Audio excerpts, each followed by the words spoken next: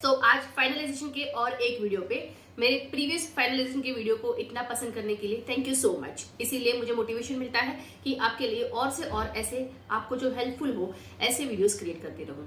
ठीक है, तो आज हम पार्टनरशिप फॉर्म के फाइनलाइजेशन के बारे में बात करेंगे, जहां पे हमने ऑलरेडी फाइनलाइजेशन का वीडियो तो देख लिया है और फाइनलाइजेशन में कौन से पॉइंट्स कवर करने हैं वो भी हमने देखा हुआ है। तो फाइनलाइजेशन के बाकी सारे पॉइंट्स मैं यहाँ पर डिस्कस नहीं करने वाली हूँ, क्योंकि मैंने ऑलरेडी उसकी जो वीडियोस है उसकी लिंक आपको डिस्क्रिप्शन में दे दी है। अगर आपने वो वीडियो अभी तक नहीं देखे हैं तो please watch it and understand how to finalise your accounts. अब पार्टनरशिप फाइनलाइजेशन में हम कुछ एडिशनल पॉइंट्स की बात करेंगे जो उस वीडियोस में कवर नहीं हुए हैं। ठीक है, क्योंकि ये पार्टनरशिप फॉर्म है, उसकी कुछ स्पेशल ट्रीटमेंट भी होगी। जैसे कि आपको यहाँ पे पार्टनरशिप फॉर्म में calculation and entries of payment of following to the partners, क्योंकि पार्टनर्स को कुछ पेमेंट होते हैं पार्टनरशिप फॉर्म से, उसकी कैलकुलेशन और एंट्रीज इंपॉर्टेंट होती है पार्टनरशिप फाइनलाइजेशन में। अब उसमें सबसे पहले होता है interest on capital. Yes, partners ने अपना फंड इन्वेस्ट किया है अपनी पार्टनरशिप फर्म में, तो उस पर उनको इंटरेस्ट पे करेगी पार्टनरशिप फर्म। ओके, तो इंटरेस्ट ऑन कैपिटल का, लेकिन उसके लिए भी कुछ कंडीशंस है और उसके लिए कुछ सेक्शंस भी है इनकम टैक्स में जो हमें ध्यान में रखने होते हैं जब हम उसका वर्किंग करते हैं। और फिर रेम्यूनरेशन टू पार्टनर्स, क्योंकि पार्टनर्स यहाँ पे काम करते हैं फर्म का बिजनेस लाने के लिए या फर्म को प्रॉफिट मेकिंग बनाने के लिए, राइट। तो उनको सैलरी भी मिलनी चाहिए, मतलब रेम्यूनरेशन बोलते हैं जिसको, तो पार्टनर्स का रेम्यूनरेशन हो जाएगा। और फिर जो पार्टनरशिप फर्म का प्रॉफिट रहेगा वो पार्टनर्स के बीच में डिस्ट्रीब्यूट किया जाएगा, that is share of profit. ठीक है, तो इन तीन चीजों की हम एंट्रीज आज देखेंगे इस वीडियो में और उसका वर्किंग देखेंगे। वीडियो के एंड तक जरूर बने रहिए, क्योंकि आपको कुछ ना कुछ नया इसमें आज जानने मिलने वाला है। ठीक है, तो पार्टनरशिप फर्म में हम नॉर्मली, पार्टनरशिप फर्म में नहीं लेकिन कोई भी फर्म में, किसी भी फर्म में किसी का भी अकाउंट्स हम फाइनलाइज करते हैं तो 3 अकाउंट्स बनते हैं, जैसे कि मैन्युफैक्चरिंग अकाउंट, ट्रेडिंग अकाउंट और profit and loss account. Manufacturing account तभी बनता है जब कोई फर्म मैन्युफैक्चरिंग फर्म हो, तो मैन्युफैक्चरिंग अकाउंट से जो कॉस्ट ऑफ प्रोडक्शन मिलता है वो ट्रेडिंग अकाउंट में ट्रांसफर होता है। ट्रेडिंग अकाउंट से gross profit and loss account में जाता है और प्रॉफिट एंड लॉस अकाउंट में इनडायरेक्ट इनकम और एक्सपेंसेस को कंसीडर करके हमें एक नेट प्रॉफिट मिलता है। अब पार्टनरशिप फर्म में जो नेट प्रॉफिट मिला है वो बिफोर पार्टनर्स कैपिटल और रेम्यूनरेशन पेमेंट होना चाहिए। ठीक है, कभी भी याद रखना, जब हम वर्किंग करते हैं पार्टनरशिप फर्म में तो रेम्यूनरेशन और इंटरेस्ट पेमेंट करने से पहले हमारा जो प्रॉफिट मिलता है वो हमारे लिए इंपॉर्टेंट होता है। ठीक है, तो अब पार्टनरशिप फर्म में ये याद रखना कि net profit would be before deducting interest on capital and remuneration to partners. ठीक है, so that profit would be distributed among partners as follows. पहले मैं आपको टैली में जो मैंने पार्टनरशिप फर्म का पीएनएल बनाया हुआ है वो दिखा देती हूँ। यहाँ पे आप देख सकते हैं कि ओपनिंग स्टॉक है, सेल्स है, इनडायरेक्ट एक्सपेंसेस है, लेकिन इनडायरेक्ट एक्सपेंसेस में मैंने यहाँ पे remuneration to partner already book कर दिया है। ठीक है, क्योंकि ये मेरा अकाउंट फाइनलाइज हो चुका है और मैंने इसमें already remuneration to partner book कर दिया है जो 5,25,000 है। लेकिन इसकी भी मैंने वर्किंग की है, वो वर्किंग भी मैं आपको इस वीडियो में शो करने वाली हूँ, वीडियो एंड तक जरूर देखिए। और मैंने यहाँ पे पार्टनर्स को इंटरेस्ट नहीं पे किया है। ठीक है, पार्टनर्स को क्योंकि इंटरेस्ट पे नहीं किया है उसकी एंट्री आपको यहाँ पे नहीं दिखेगी, लेकिन डोंट वरी, मैं आपको बताऊंगी कैसे इंटरेस्ट की एंट्री करते हैं, कैसे वर्किंग करते हैं। फाइन, अब रेम्यूनरेशन टू पार्टनर 5,25,000 पे किया है और उसके बाद ये जो प्रॉफिट मिला है 2,21,000 का, करेक्ट। तो मुझे अब वर्किंग के लिए क्या करना होगा, मुझे profit before remuneration to partner लेना होगा। ठीक है, और उसके लिए मैं क्या करूंगी, ये 2,21,000 का जो प्रॉफिट है उसमें 5,25,000 ऐड कर दूंगी, तो मेरा प्रॉफिट मिल जाएगा before remuneration to partners. Okay, यहाँ पे प्रॉफिट आफ्टर रेम्यूनरेशन 2,21,752 था, उसमें मैंने रेम्यूनरेशन ऐड किया और मुझे अब प्रॉफिट मिल गया बिफोर रेम्यूनरेशन 7,46,000। ये प्रॉफिट डिवाइड होगा among partners for the interest on capital, remuneration and share of profit. सबसे पहले इंटरेस्ट ऑन कैपिटल का पॉइंट पकड़ते हैं। इंटरेस्ट ऑन कैपिटल के लिए हमें इनकम टैक्स एक्ट का सेक्शन 40B देखना होगा और सेक्शन 40B बोलता है कि आप मैक्सिमम इंटरेस्ट 12% पे कर सकते हो पर एनम।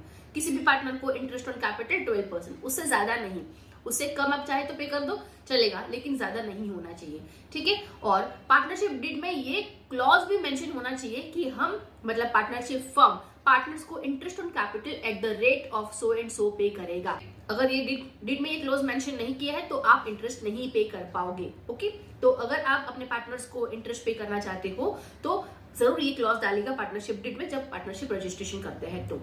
ओके, अब ये इंटरेस्ट ऑन कैपिटल दोनों पार्टनर को पे किया जाएगा, working as well as sleeping partners, क्योंकि स्लीपिंग पार्टनर्स ने भी तो अपना फंड दिया है, इन्वेस्टमेंट किया है इस फर्म में, तो उसको भी कैपिटल पे इंटरेस्ट मिलना चाहिए, तो स्लीपिंग पार्टनर्स को भी इंटरेस्ट ऑन कैपिटल मिलेगा। ठीक है, अब उसकी एंट्री क्या रहेगी मैं बता देती हूँ आपको। Interest on capital account debit, जो आपका इनडायरेक्ट एक्सपेंस में जाएगा। ठीक है, interest on capital indirect expense होगा टू पार्टनर्स कैपिटल। पार्टनर्स का कैपिटल का अकाउंट क्रेडिट हो जाएगा इंटरेस्ट के अमाउंट। वर्किंग में मैं आपको शो करती हूँ। आपको मैं यहाँ पे बता देती हूँ, जैसे कि मैंने ये फॉर्मूला डाला हुआ है, किसी भी पार्टनर का जो ओपनिंग कैपिटल है उस पे मैंने 12% पूरे साल का ले लिया है। तो ओपनिंग कैपिटल पे मैंने पूरे साल का डेप्रिसिएशन लिया है, और ये जो मतलब 4,78,000 उस पार्टनर का ओपनिंग कैपिटल था। फिर 90,000 उसने ड्यूरिंग द ईयर उसने अपने फर्म में पैसा दिया है, तो 90,000, और ड्यूरिंग द ईयर मतलब ईयर के बिगिनिंग में दिया था 90,000, इसलिए मैंने उसको साथ में ऐड कर दिया ओपनिंग बैलेंस के साथ में, और उस पर पूरे साल का इंटरेस्ट ऑन कैपिटल काउंट किया है। और फिर नेक्स्ट जो 70,000 है उसको उसने मिड ऑफ द ईयर दिया था, मतलब अक्टूबर में दिया हुआ था, तो मैंने उसको 6 मंथ का इंटरेस्ट दिया है। ठीक है, तो इस तरह से वर्किंग हो जाता है। जितने मंथ के लिए ये फर्म पार्टनर्स का पैसा यूज करेगी उतने मंथ का इंटरेस्ट पे करना होता है। तो इसी तरह से मैंने तीनों पार्टनर का वर्किंग कर दिया है, और यहाँ पे मुझे टोटल 99,000 का इंटरेस्ट ऑन कैपिटल मिला है। तो अब जितना मेरा प्रॉफिट है उसमें से ये इंटरेस्ट माइनस हो जाएगा, और उसके बाद जो बैलेंस बचेगा उसमें से मैं रेम्यूनरेशन पे करूंगी। इंटरेस्ट की एंट्री आपने देख ली है, देखिए आप एंट्री यहाँ पे चेक कर सकते हैं, interest on capital to partners capital account. Fine, ठीक है, ये हो गया इंटरेस्ट ऑन कैपिटल। अब देखते हैं रेम्यूनरेशन। अब रेम्यूनरेशन के लिए सेक्शन 40B हमें देखना है, और सेक्शन 40B ने रेम्यूनरेशन पे भी कैप लगा के रखी है, मतलब चाहो उतना रेम्यूनरेशन आप पार्टनर्स को नहीं पे कर सकते, उसमें जो लिमिट दी हुई है उतने ही तक आप अपने पार्टनर्स को रेम्यूनरेशन पे कर सकते हो। ठीक है, तो after paying interest on capital आप रेम्यूनरेशन पे करेंगे, और रेम्यूनरेशन की वर्किंग ऐसी होगी। अगर आपको इस साल में प्रॉफिट हुआ है तो आप रेम्यूनरेशन पे करेंगे ही करेंगे, लेकिन लॉस भी हुआ है तो भी आप रेम्यूनरेशन पे कर सकते हैं। ठीक है, यहाँ पे फर्स्ट कंडीशन देख सकते हैं कि on first 3 lakh of book profit और लॉस, मतलब आपका लॉस भी हुआ है या फिर जितना प्रॉफिट है उसके फर्स्ट 3 लाख पे आप या तो 1,50,000 और 90% of book profit whichever is higher का आप रेम्यूनरेशन पे कर सकते हो। ठीक है, और बैलेंस जो बुक प्रॉफिट बचा है, समझो आपका प्रॉफिट 5 लाख है, तो पहले के 3 लाख पे आपको 90% काउंट करना है, और बैलेंस 2 लाख पे 60% ऑफ द बुक प्रॉफिट। कैसे वर्किंग होगी मैं बताती हूँ। जैसे कि हमें पता है कि हमारा प्रॉफिट कितना है, जो प्रॉफिट कैलकुलेट किया है वो 7,46,742 आ रहा है इस फर्म का, राइट। उसमें से मैंने इंटरेस्ट माइनस करना है। यहाँ पे आप देख सकते हैं इंटरेस्ट का कॉलम मैंने लिखा है, इंटरेस्ट माइनस करना है, और इंटरेस्ट माइनस होने के बाद आपको इस टेबल में अपने आप ये वर्किंग मिल जाएगी। क्योंकि मैंने इंटरेस्ट अपने पार्टनर्स को पे नहीं किया है, मैंने यहाँ पे 0 रखा हुआ है इंटरेस्ट का अमाउंट। अगर इंटरेस्ट पे करते तो भी वर्किंग पूरा आपको मिल जाता है। यहाँ पे कैसे वो भी मैं दिखा रही हूँ, लेकिन सबसे पहले आप 7,46,000 का जो प्रॉफिट है उसमें फर्स्ट 3 लाख पे आप चेक कर सकते हैं। पहले 3 लाख पे 90% कैलकुलेट किया है 2,70,000, और बैलेंस पे 4,46,000 पे 60% का प्रॉफिट लिया हुआ है। फॉर्मूला देख सकते हैं, यहाँ पे 60% लिया है, यहाँ पे 90%। ठीक है, तो यहाँ पे जो आपको अमाउंट मिला है वो क्या है, मैक्सिमम रेम्यूनरेशन 5,38,000 का आप मैक्सिमम रेम्यूनरेशन पे कर सकते हैं। उससे ज्यादा आप पे नहीं कर पाओगे, इससे कम चलेगा आपने पे किया तो, लेकिन उससे ज्यादा आपको रेम्यूनरेशन पार्टनर्स को टोटल में नहीं पे करना है। ठीक है, अब ये 5,38,000 को मैंने यहाँ पे अपने पार्टनर्स के बीच में उनके प्रॉफिट शेयरिंग रेशियो में डिवाइड कर दिया है। क्योंकि उनका प्रॉफिट शेयरिंग इक्वल है, इक्वली उनके बीच में डिवाइड हो जाएगा। 1,79,000 का प्रॉफिट डिस्ट्रीब्यूशन सबको हो रहा है। ठीक है, तो इस तरह से ये वर्किंग मिल जाएगा आपको। टेलीग्राम ग्रुप ज्वाइन कर लीजिए मेरा, वहां पे पिन मैसेज में आपको ये एक्सेल शीट मिल जाएगी, जहां से आप अपने सारे क्लाइंट्स के लिए सिर्फ ये एक शीट यूज करके मैक्सिमम प्रॉफिट देख सकते हो। आप इससे कम पे करेंगे चलेगा, ज्यादा नहीं पे करना है। चलिए अब एंट्री देख लेते हैं पार्टनरशिप फॉर्म में कैसे एंट्री करें। इसे remuneration to partners account debit, और वो भी आपका इनडायरेक्ट एक्सपेंस हो जाएगा to partners capital, partners account capital account में क्रेडिट हो जाएगा। अब मैं आपको बता देती हूँ साथ में टैली में ये एंट्री बताने से पहले मैं आपको बता देती हूँ कि ये आप सिर्फ वर्किंग पार्टनर को पे करेंगे, स्लीपिंग पार्टनर्स को नहीं, क्योंकि स्लीपिंग पार्टनर ऐसा कोई काम ही नहीं कर रहा है कि उसको सैलरी पे करनी पड़े, राइट। तो सिर्फ वर्किंग पार्टनर्स जो बिजनेस कर रहे हैं अपने फर्म के लिए और काम कर रहे हैं उनको सैलरी मिलेगी, इसलिए रेम्यूनरेशन सिर्फ वर्किंग पार्टनर को जाएगी, स्लीपिंग पार्टनर को नहीं। और इसका क्लॉज भी आपको अपने पार्टनरशिप डिड में शो करना है। रेम्यूनरेशन आप कितना पे करेंगे, ये पूरा 40B सेक्शन में जो लिमिट दी है वो लिमिट आपको अपने पार्टनरशिप डिड में भी शो करनी है कि पार्टनर्स को इतना इतना रेम्यूनरेशन पे किया जाएगा एज पर सेक्शन 40B। तो ये जनरल एंट्री है, remuneration to partners account debit, remuneration to partners account debit हो जाएगा। मैंने 5,25,000 मेरा रेम्यूनरेशन वर्किंग आया था, 5,38,000 समथिंग आ रहा था, मैंने उससे कम पे किया है 5,25,000, तीनों पार्टनर्स को इक्वली पे किया है। और आप देख सकते हैं कि तीनों पार्टनर्स का कैपिटल अकाउंट क्रेडिट हो रहा है 1,75,000 से। ठीक, और ये मेरी एंट्री है पार्टनर्स की रेम्यूनरेशन की पेमेंट की। ठीक है, ये आपको कैपिटल अकाउंट में क्रेडिट साइड पे शो करेगी। ये पार्टनर का कैपिटल अकाउंट है, और ये पार्टनर की कैपिटल अकाउंट में आप देख सकते हैं कि ये उसका ओपनिंग बैलेंस 4,78,000 था, जो मैंने आपको अभी वर्किंग दिखाया कैपिटल का, राइट, इंटरेस्ट ऑन कैपिटल का 4,78,000, जिसमें 90,000 उसने फर्स्ट मंथ में ही इंट्रोड्यूस किया था। ये रहा 90,007 रुपीज उसने फर्स्ट मंथ में ही पेमेंट किया था, तो उस पर मैंने पूरे साल का इंटरेस्ट लिया है।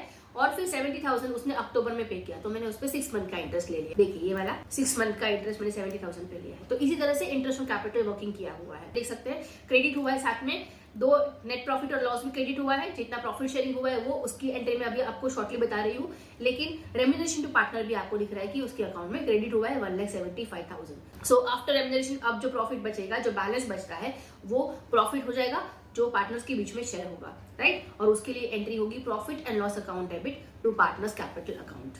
पार्टनर्स को इंटरेस्ट तो यहाँ पे नहीं पे किया, तो इंटरेस्ट की वर्किंग यहाँ पे नहीं है, लेकिन रेम्यूनरेशन पे करने के बाद जितना प्रॉफिट बचा है 2,71,000 समथिंग, 2,21,752 रुपीज, ये पार्टनर्स के बीच में अब डिवाइड हो जाएगा। उसके लिए एंट्री होगी profit and loss account debit to partners capital account, ये भी पार्टनर्स कैपिटल अकाउंट में क्रेडिट होगी। फिर मैं आपको सजेस्ट करूंगी, आप डायरेक्टली अगर ये एंट्री पास नहीं करना चाहते हैं, अगर आप टैली सॉफ्टवेयर यूज कर रहे हैं, ये एंट्री पास नहीं करना चाहते, तो आप क्या करेंगे, profit and loss account debit to net profit लिख दीजिए।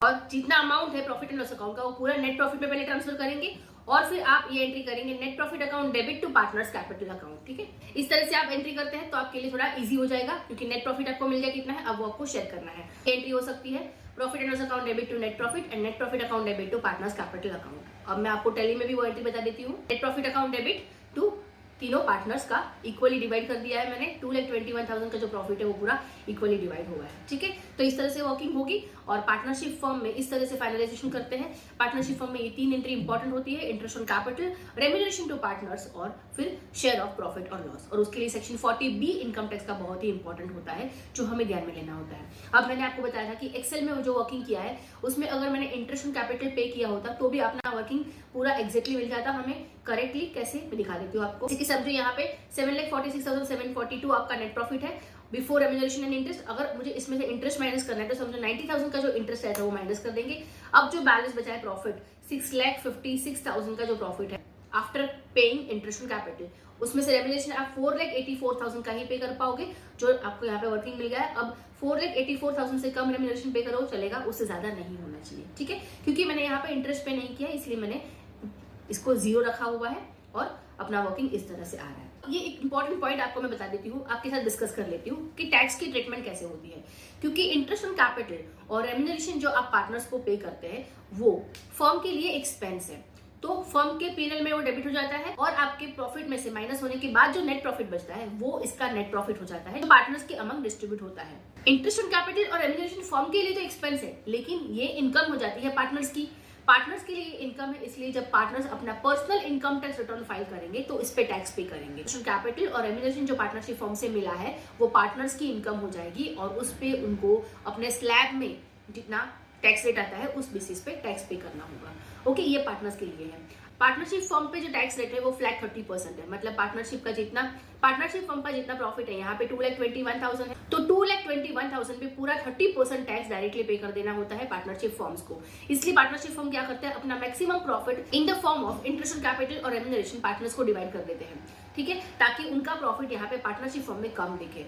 और क्योंकि पार्टनर्स तो इंडिविजुअल है और इंडिविजुअल में स्लैब वाइज टैक्स लगता है, तो वहां पे टैक्स कम लगता है, इसलिए ये प्लानिंग कर सकते हैं पार्टनरशिप फर्म। लेकिन सेक्शन 40B ने ऑलरेडी कैप दे दिया है कि आप मैक्सिमम इतना, मतलब 12% इंटरेस्ट पे कर सकते हैं और मैक्सिमम इतना ही रेम्यूनरेशन आप पार्टनर्स को दे सकते हैं सेक्शन 40B के हिसाब से, राइट। और इसी वजह से ये कैप की वजह से ही हम उतना रेम्यूनरेशन सिर्फ पे करेंगे और बैलेंस पे यहाँ पे पार्टनरशिप फर्म में 30% टैक्स पे करेंगे। अगर वीडियो अच्छी लगी है तो प्लीज इसे लाइक कीजिए, लोगों तक शेयर करें ताकि वो भी अपने पार्टनरशिप फर्म, अपने क्लाइंट के पार्टनरशिप फर्म का फाइनलाइजेशन इजीली कर पाए। और मेरे चैनल को सब्सक्राइब जरूर करें, इससे मुझे मोटिवेशन मिलता है। आगे की जो वीडियो है फाइनलाइजेशन में, उसमें मैंने सारी डिटेल्स कवर की है। प्रोविजन फॉर टैक्स की कैसी एंट्रीज होती है, एडवांस टैक्स उसके सामने कैसे एडजस्ट होता है, डेप्रिसिएशन की कैसे वर्किंग होती है, और जब आप अकाउंट फाइनलाइजेशन करते हैं तब आपको एक एक कौन सा पॉइंट ध्यान रखना चाहिए ताकि अकाउंट फाइनलाइजेशन में कोई गलती ना हो जाए और आपको इनकम टैक्स नोटिस का सामना ना करना पड़े। इन वीडियो की लिंक आपको डिस्क्रिप्शन में मिल जाएगी।